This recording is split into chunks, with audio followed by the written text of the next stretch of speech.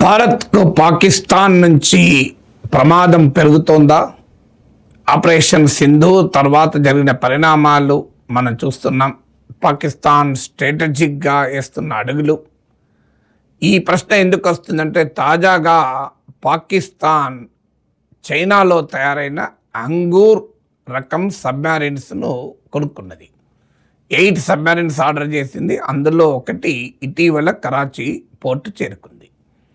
So ఈ కరాచీకి తీసుకొచ్చే క్రమంలో దాన్ని షిప్ క్యాప్టెన్గా ఉన్న దాని సబ్మెరైన్ క్యాప్టెన్గా ఉన్న కెప్టెన్ ఒమర్ ఫరూక్ మార్గమధ్యంలో శ్రీలంకలోని కొలంబో పోర్ట్ దగ్గర ఆగాడు. సో కొలంబో పోర్ట్ దగ్గర ఆగిన సమయంలో మాట్లాడుతూ ఒక సంచలనమైన ప్రకటన చేశారు.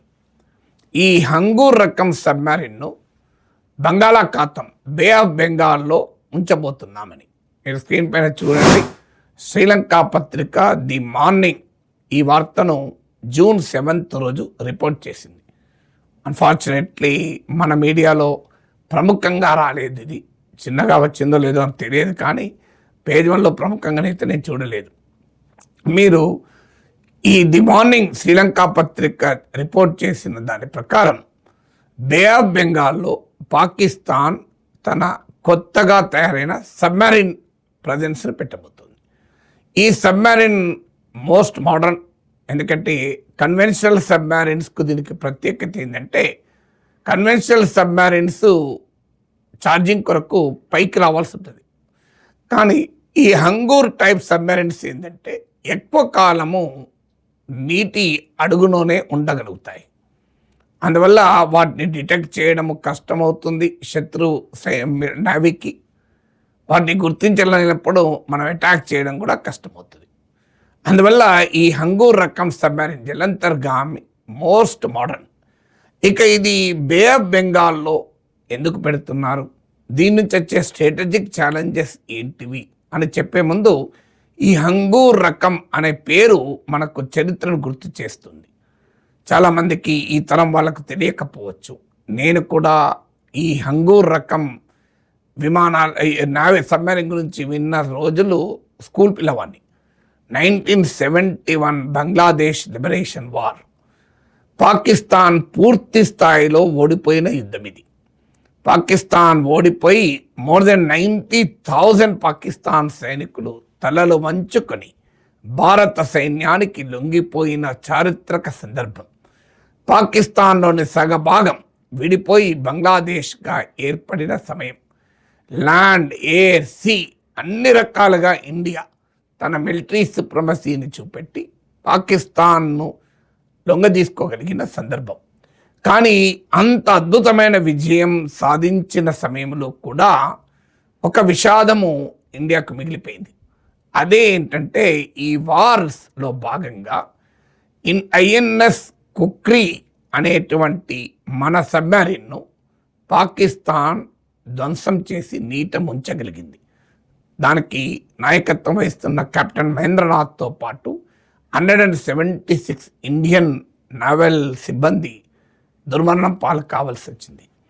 అఫ్కోర్స్ INS కుక్రీని పాకిస్తాన్ నావీ అంగూర్ పేరు కలిగిన సబ్మెరైన్స్ అటాక్ చేసి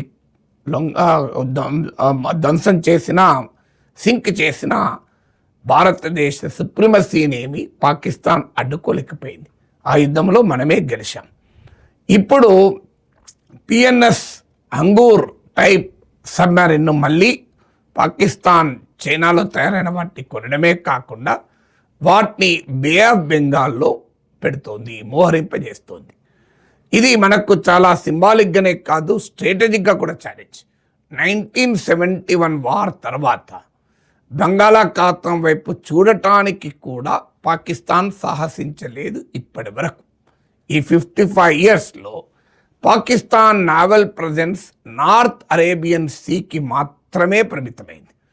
ఇటీవల ఆపరేషన్ సింధూర్ సమయంలో మన నావీ కరాచీని చుట్టుముట్టిన వార్తలు కూడా మనం చూసాం. సో అరేబియన్ సీ దాటి, అందులో నార్త్ అరేబియన్ సీ దాటి పాకిస్తాన్ నావీ ముందుకు రాలే. అందులో బే ఆఫ్ బెంగాల్లో ఇండియా నావీ ఆధిపత్యము చాలా స్పష్టం. మన నావల్ ఈస్టర్న్ కమాండ్ విశాఖపట్నంలో ఉంది. మన న్యూక్లియర్ పవర్ సబ్మెరీన్స్ ఈ బంగాళాఖాతం బే ఆఫ్ బెంగాల్ వాటర్స్లో ఉంది.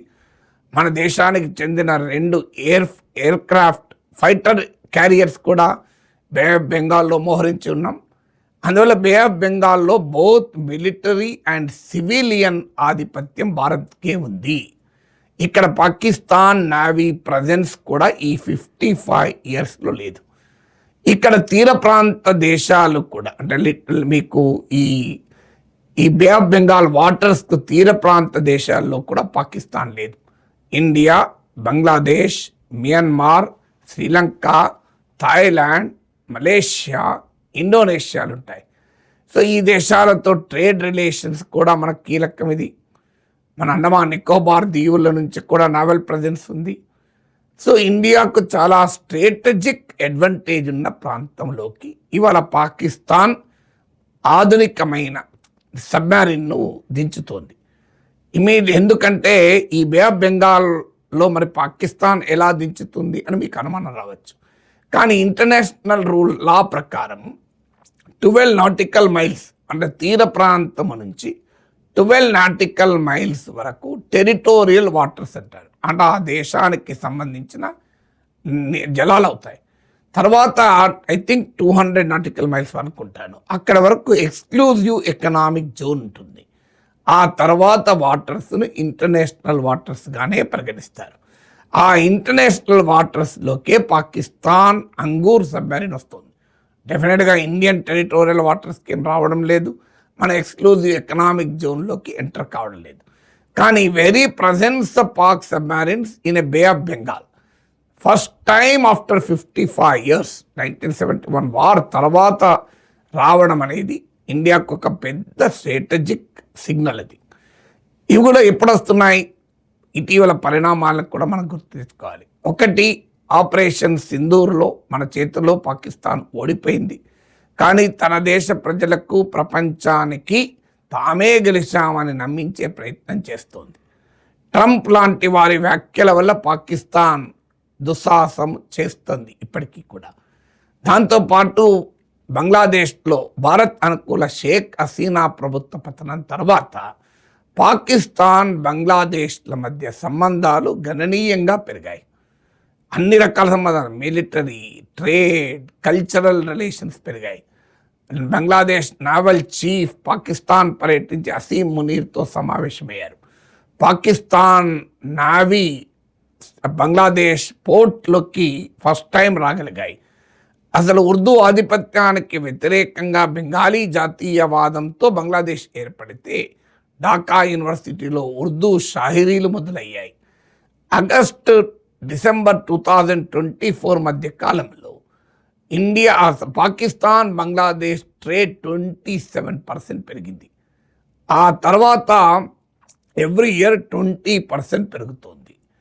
పాకిస్తాన్కు నాయకుడిగా మహమ్మద్ యూనస్ ఉన్నప్పుడైతే బంగ్లాదేశ్ నాయకుడిగా మహమ్మద్ యూనస్ ఉన్న సమయంలో 2 సార్లు పాకిస్తాన్ పర్యటించాడు.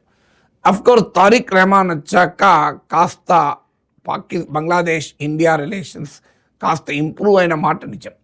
కానీ స్టిల్ పాకిస్తాన్ బంగ్లాదేశ్ల మధ్య 1971 వార్ తర్వాత ఈ స్థాయిలో రిలేషన్స్ ఇంప్రూవ్ అయింది ఇదే మొదటిసారి.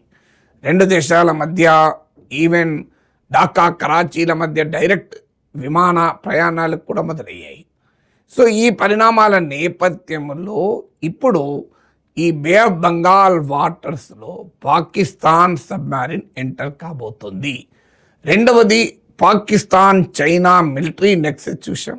ఆపరేషన్ సింధూర్లో తాము పాకిస్తాన్కు సహకరించినట్టు చైనా బహిరంగంగానే చెప్పింది. చైనా కంప్లైంట్ ఏంటంటే భారతదేశం అమెరికా నాయకత్వంలోని చైనా వ్యతిరేక కూటమిలో ఉంది అన్నది చైనా కంప్లైంట్. దానికి అమెరికా నుంచి మనకు కొత్తగా అందింది ఏమీ లేదు. కానీ చైనా దానికి మన పైన గుర్రుగా ఉంటుంది. పాకిస్తాన్ ఇంపోర్ట్ చేసుకునే ఆర్మ్స్లో 81% ఇప్పటికీ మేడ్ ఇన్ చైనావే. అది ఇది రెండవ పరిణామం. మూడవ పరిణామం ఏంటంటే ఆపరేషన్ సింధూర్ సమయంలో పాకిస్తాన్ తుర్కియే మధ్య రిలేషన్స్ మనం చూసాం. తుర్కియే ఈజ్ నాటోలో సభ్య దేశం, మిలిటరీ శక్తి కలిగిన దేశం. సో తుర్కియే ఇస్లామిక్ సాలిడారిటీలో భాగంగా ఆపరేషన్ సింధూర్లో పాకిస్తాన్ సహకరించింది. ఇది థర్డ్ పరిణామం. ఫోర్త్ పరిణామం, పాకిస్తాన్ సౌదీ అరేబియాల మధ్య కాంప్రిహెన్సివ్ డిఫెన్స్ అగ్రిమెంట్ కుదిరింది. ఇది నాటో తరహా అగ్రిమెంట్. అంటే ఒక దేశంపై దాడి జరిగితే మరో దేశం పైన దాడి జరిగినట్టుగానే భావిస్తారు. ఈ పాక్ సౌదీ అరేబియా డిఫెన్స్ యాక్సిస్లో తుర్కియే, ఖతార్ కూడా చేరుతాయన్న వార్తలు వస్తున్నాయి. ఐదవది, అరబ్ ఇస్లామిక్ నాటో ఏర్పాటుగా ప్రయత్నాలు జరుగుతున్నాయి. అందులో పాకిస్తాన్ కీలక భాగస్వామి. ఇస్లామిక్ ప్రపంచంలో న్యూక్లియర్ వెపన్స్ ఉన్న ఏకైక కంట్రీ పాకిస్తాన్. ఆరవది, అత్యంత ప్రమాదకరమైంది, ట్రంప్ కాలంలో, ఎస్పెషల్లీ ట్రంప్ సెకండ్ టర్మ్లో అమెరికా పాకిస్తాన్ల మధ్య సంబంధాలు చాలా బలపడ్డాయి. ఈ పరిణామాల నేపథ్యంలో పాకిస్తాన్ బే ఆఫ్ బెంగాల్లోకి 55 years తర్వాత తిరిగి తన నావల్ ప్రజెన్స్ను ప్రారంభిస్తోంది. దీన్ని స్ట్రాటజిక్ సిగ్నల్స్ ఏంటి, స్ట్రాటజిక్ ఛాలెంజెస్ ఏంటి మనం గుర్తుంచుకోవాలి. అయితే దీనితో ఏదో ప్రమాదం వచ్చిందని కాదు. ఇప్పటికీ కూడా పాకిస్తాన్ హంగూర్లో రాని, ఇంకేమన్నా రాని, స్టిల్ ఇండియన్ నావీయే సుప్రమసీ. ఈవెన్ బే ఆఫ్ బెంగాల్లో కూడా భారతీయ నావీకే ఆధిపత్యం ఉంటుంది, అందులో అనుమానం ఏం లేదు. కానీ ఈ మేరకైనా 55 years తర్వాత బే ఆఫ్ బెంగాల్లోకి ప్రవేశించే సాహసం పాకిస్తాన్ నావీ చేయడం ఇండియాకు ఒక అతిపెద్ద స్ట్రాటజిక్ సిగ్నల్గా మనం గమనించాలి.